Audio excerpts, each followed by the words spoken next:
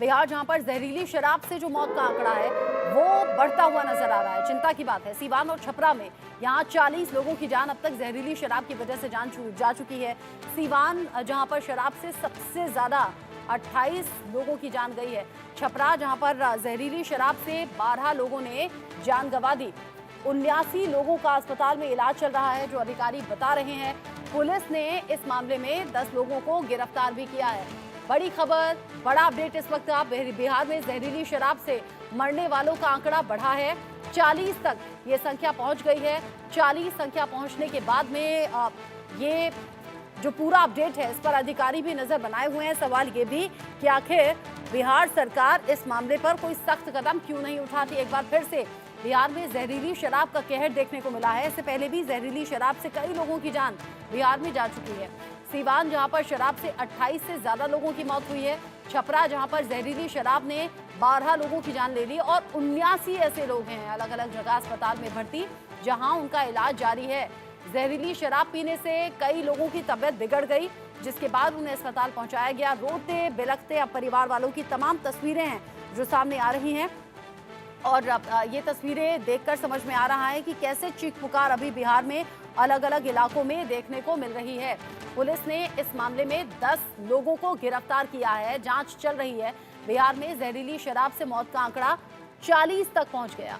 रितेश मिश्रा इस खबर को लेकर जुड़ गए हैं इंडिया न्यूज संवाददाता ज्यादा अपडेट के साथ में। रितेश, ये जो लोग पकड़े गए हैं ये किस तरीके से इन्वॉल्व जहरीली शराब बनाने के मामले में सामने आए हैं?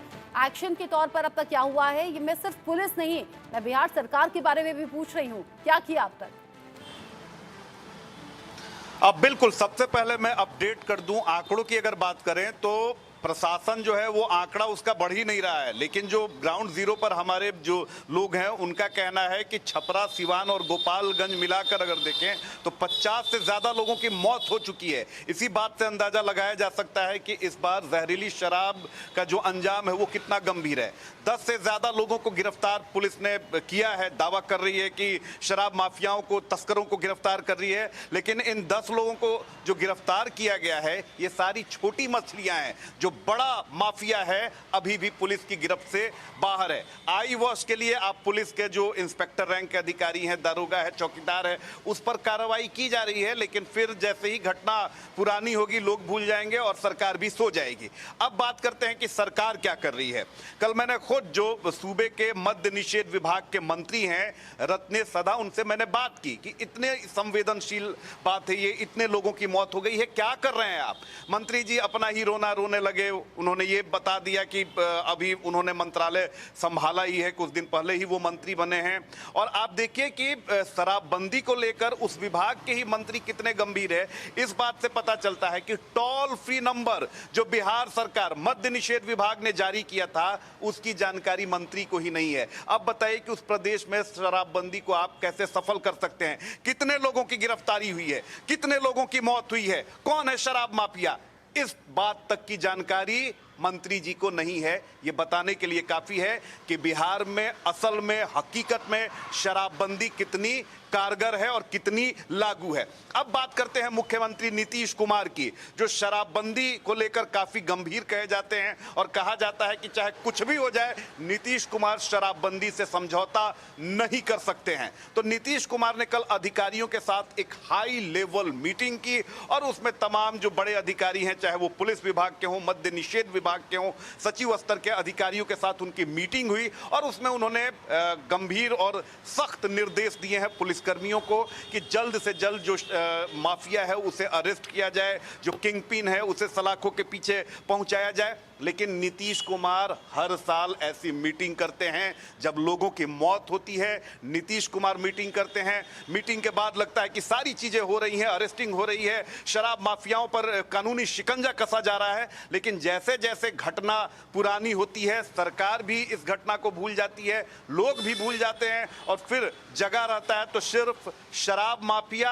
और फिर जब किसी की मौत होती है तो उसके बाद फिर प्रशासन जगता है, कार्रवाई होती है, लेकिन वही ढाक के 3 पात वाली कहावत जो है वो सच साबित होती है। क्योंकि इन इलाकों की अगर बात करें रचना, छपरा, सिवान, गोपालगंज, मोतिहारी, बेतिया, तमाम जगहों पर रितेश हर मिश्रा, साल आप बहुत से आप बड़े देखेंगी खुलासे कर रहे तो हैं, आप बहुत से बड़े सवाल बिहार सरकार से पूछ रहे हैं और ये सवाल लाजमी सी बात है, उठेंगे, बहुत जायज है इन सवालों को उठाना। और सबसे ज्यादा सवाल उठा रहे हैं वो परिवार जो अपनों को खो रहे हैं, यानी कि जिनके अपने लोगों की जान जा रही है जहरीली शराब की वजह से। और रितेश बता रहे हैं कि सरकारी आंकड़ा नहीं बढ़ रहा, लेकिन अलग अलग हिस्सों में अब तक 50 से ज्यादा जिंदगियां जा चुकी हैं, यानी कि 50 से ज्यादा हो गया है ये मौत का आंकड़ा। लेकिन रितेश, जब जहरीली शराब की चर्चा बिहार में इतनी ज्यादा है, इस बीच एक महिला का वीडियो वायरल हो रहा है तेजी से, जिसमें वो जहरीली शराब दिखाती और बताती हुई नजर आ रही है। एक बार ये वीडियो देखते हैं।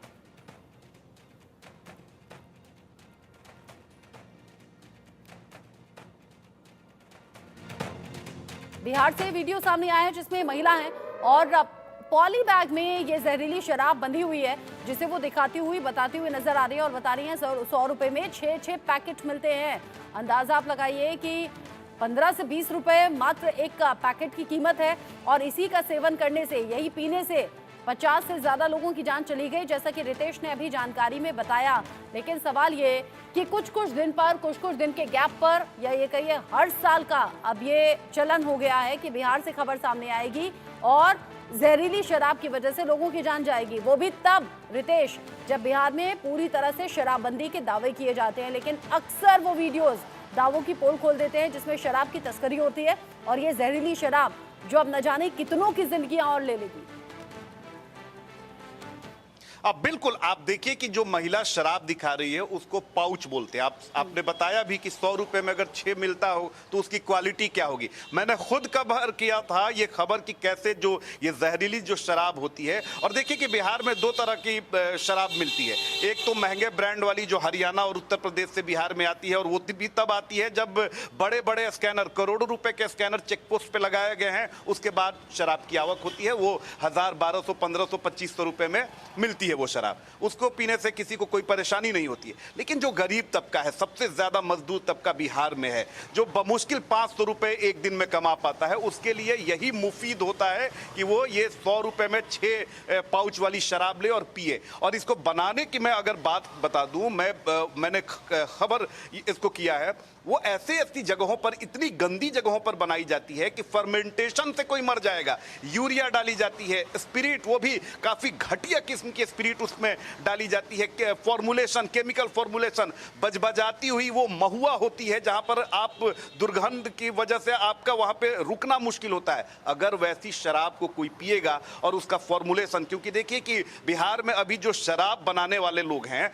उनकी डिमांड बहुत ज्यादा है, और जो पुराने लोग हैं वो चलिए जहरीली ही शराब बनाते हैं, लेकिन उसमें फॉर्मुलेशन सही रहता है तो किसी की मौत नहीं होती है। लेकिन कोई नौसिखिया है, अगर वो फॉर्मुलेशन में थोड़ा गड़बड़ कर देता है तो वही शराब जहरीली हो जाती है और फिर लोगों की मौत होती है और फिर सच्चाई निकलकर सामने आती है।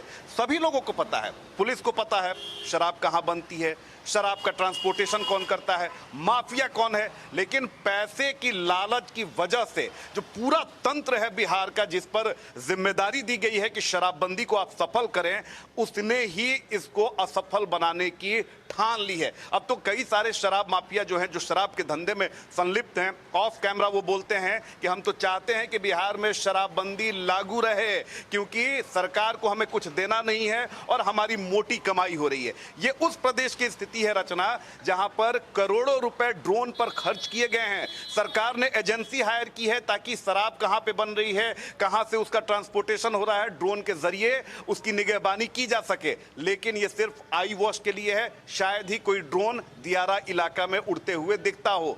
करोड़ों रुपए के बोट खरीदे गए, वो सैंड में जो गाड़ियां चलती हैं, बाइक चलती हैं, वो तक बिहार सरकार ने उत्पाद विभाग को मुहैया कराया है। लेकिन ये सारी चीजें शोपीस हैं, सिर्फ जब इनका इनॉग्रेशन होता है, उनका डेमो किया जाता है, लेकिन जब उससे छापेमारी की बात आती है तो कोई नहीं जाता है। तो शराबबंदी बिहार में इस तरह से अब कारगर हो चुका है और उसका दुष्परिणाम इस तरह से निकलकर सामने आ रहा है कि अगर इस पर सरकार गंभीर नहीं होगी तो ना सिर्फ शराब से लोगों की मौत होगी, बल्कि बिहार में अपराध का एक नया ट्रेंड भी अब स्थापित होता हुआ दिखाई दे रहा है। शराबबंदी की वजह से स्मैक की डिमांड बिहार में बढ़ चुकी है, गांजा की डिमांड बढ़ चुकी है, चरस की डिमांड बढ़ चुकी है। तो सिर्फ एक शराबबंदी आपने कर दिया, लेकिन इस शराबबंदी की वजह से कितने नुकसान हो रहे हैं, इस पर भी अब नीतीश कुमार को ध्यान देने की जरूरत है। अब जवाबदेही तो बनती है, आम लोग जवाब पूछ रहे हैं, मुख्य विपक्षी पार्टी आरजेडी लगातार हमलावर है, वो सवाल पूछ रही है, लेकिन बड़ी बात यह है कि नीतीश कुमार हैं कहाँ? किसी तरीके से कोई रिएक्शन उनका सामने आया या फिर बाकी पार्टी के नेताओं का? देखिए, सभी पार्टियों के नेताओं का रिएक्शन आ रहा है। मैंने कल बिहार सरकार के मंत्री हैं श्रवण कुमार, उनसे पूछा, बड़ा ही गैर जवाबदेह उनका जवाब था। उन्होंने कहा कि जब लोगों को पता है कि बिहार में शराबबंदी है तो शराब क्यों पी रहे हैं, शराब पिएंगे तो मरेंगे। अब बताइए कि मंत्री, वो भी धीर गंभीर छवि का मंत्री, जिसकी नीतीश कुमार से इतनी अच्छी पैठ है, अगर वो इस तरह से बयानबाजी करेंगे, गैर जिम्मेदाराना बयान देंगे, तो जाहिर सी बात है कि अधिकारी जिन पर शराबबंदी को सफल करने की जिम्मेदारी है, वो तो सीना चौड़ा करके घूमेंगे ही और लोगों की मौत होगी। और देखिए, क्योंकि गरीब तबके के लोग हैं, दलित लोग हैं, उनकी आवाज उठाने वाला कोई नहीं है, इसीलिए वो मर रहे हैं 50, 60, 100। कोई आवाज उठाने वाला नहीं, अगर यही कोई सवाल हम उठा रहे हैं, इसीलिए सवाल हम उठा रहे हैं, आवाज उठा रहे हैं, ताकि बिहार सरकार के कानों में पहुंचे। जवाबदेही बनती है, जिम्मेदारी भी बनती है, एक्शन भी होना चाहिए और इस तरह की घटनाएं रुकनी चाहिए। अब आपने कहा कि लगातार रिएक्शन तमाम सामने आ रहे हैं, ऐसे में बिहार के डिप्टी सीएम और स्वास्थ्य मंत्री क्या कह रहे हैं इस घटना को लेकर, एक बार सुन लेते हैं। मैं तो कह रहा हूं कि शराबबंदी पूरी तरह से बिहार में लागू है और सरकार और सबकी सहमति से लागू हुई है। तो जिम्मेदारी बनती है कि इस शराबबंदी को पूरी तरह से लागू करने के लिए सब सहयोग करे और ऐसे अपराधी को बचाने का खेल बंद करे। अरे सत्ता संरक्षित है तो बताए ना, मैं तो उस समय बताया था कि राजद के लोगों से जुड़ा हुआ कई प्रमाण मिला था, है अभी भी पूरी तहकीकात होगी। हमने तो पूरा उस समय विरोध किया था। गोपालगंज में आप एक शराब बनाने वाला माफिया को आपने उम्मीदवार बना दिया था, वह बॉर्डर क्षेत्र है। सिवान, छपरा, गोपालगंज ऐसे जगह पर सबसे ज्यादा इस तरह की घटना घटित हुई थी। मुजफ्फरपुर इस तरह के जगह पर ये खुल करके, क्योंकि शराबबंदी सबकी सहमति से हुई है, राजद के लोग भी समर्थन किए थे और भारतीय जनता पार्टी हम लोग भी थे। तो जब सबकी सहमति से पूर्ण शराबबंदी बिहार में हुई है तो सबकी जिम्मेदारी है कि ऐसे मानसिकता के अपराधियों के ऊपर दबिश बढ़े, संरक्षण का खेल नहीं हो और राजनीति न हो। ये शराबबंदी में जो माफिया इस तरह के खेल खेल रहे हैं उस पर सख्त कार्रवाई सरकार करेगी। उस संदर्भ में जिला प्रशासन ने कार्रवाई भी किया है और जिला प्रशासन ने जो कार्रवाई किया है उसमें कुछ अधिकारियों पे प्रशासनिक कार्रवाई हुई है। तो जो कोई भी गलत काम करता है या गैर कानूनी काम करता है उस पर कानून संगत कार्रवाई होती है और वो कानून संगत कार्रवाई यहाँ भी की जा रही है। लेकिन मैं फिर कहता हूँ कि असामयिक मृत्यु किसी की जो होती है वो बहुत दुखद होता है। रितेश हमारे साथ लगातार जुड़े हुए हैं। रितेश, ऐसा लग रहा है कि बयानबाजी सिर्फ एक जिम्मेदारी की इतिश्री करना है, सिर्फ एक फर्ज निभाने जैसा है कि हाँ एक्शन होगा, कार्रवाई होगी। अगर इतना ही कार्रवाई होती तो हर साल इस तरह के केस नहीं सामने आते ना, वो भी शराबबंदी के बावजूद। बिल्कुल सही सवाल उठाया है रचना, आपने खुद सुना कि किस तरह से कैजुअल अप्रोच में आप बयानबाजी कर रहे हैं। अरे 50 लोगों से ज्यादा की मौत हो गई है और आप कार्रवाई होगी। अरे किसकी सरकार है? सरकार आप ही की है। कार्रवाई करने से किसने रोका है? और मैं आपको देखिए, मैं घटनाओं को मैं याद दिलाना चाहूंगा।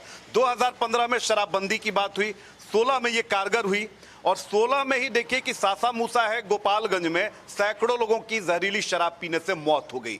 उस समय भी खूब राजनीति हुई थी, तब बीजेपी विपक्ष में थी, खूब उसने हो हल्ला हंगामा किया।